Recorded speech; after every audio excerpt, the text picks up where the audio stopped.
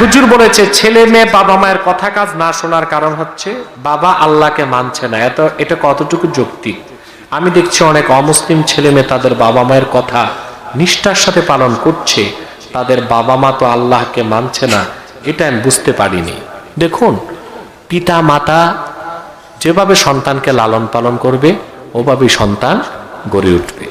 এখন আপনি যেটা বলেছেন যে অনেক অমুসলিম ছেলে মেয়ে তাদের বাবা মায়ের কথা নিষ্ঠার সাথে পালন করছে, দুই একটা বিচ্ছিন্ন ঘটনা, এটা কোনো দৃষ্টান্ত হতে পারে না। আমরা তো দেখি ইউরোপ আমেরিকায় ছেলে মেয়ে বাবা মাকে বৃদ্ধাশ্রমে দিয়ে আসে, ওরা তো বাবা মাকে ঘরেই জায়গা দেয় না, সরকারের হাতে তুলে দেয়, সেখানে বাবার কথা মানা না মানার তো প্রশ্নই আসে না।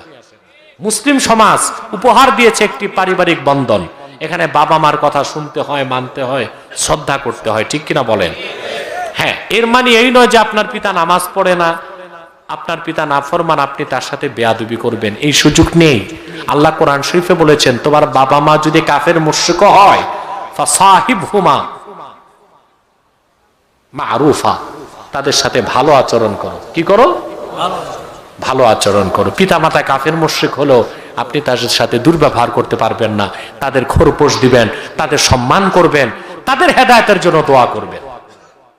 কিন্তু একটি কথা সত্য, আপনি আপনার সন্তান আপনাকে ফলো করে, আপনি নামাজ পড়েন না, সেও নামাজের প্রতি উৎসাহী হবে না। আপনি আপনার বাবার সাথে বেয়াদবি করেন, আপনার ছেলে দেখতেছে, ভবিষ্যতে এই বেয়াদবিটা অ্যাপ্লাই সে আপনার সাথে করবে, ঠিক কিনা? আপনি নিজে ড্রাগ অ্যাডিক্টেড, ফেন্সিডিল খান, ইয়াবা খেয়ে ঘুমান, ছেলেও তো মাঝে মধ্যে একটু ফেন্সিডিলের গ্রান নিবে, ট্যাবলেট যদি পায় ইয়াবা, এটা চুষে খায় না গিলে খায়?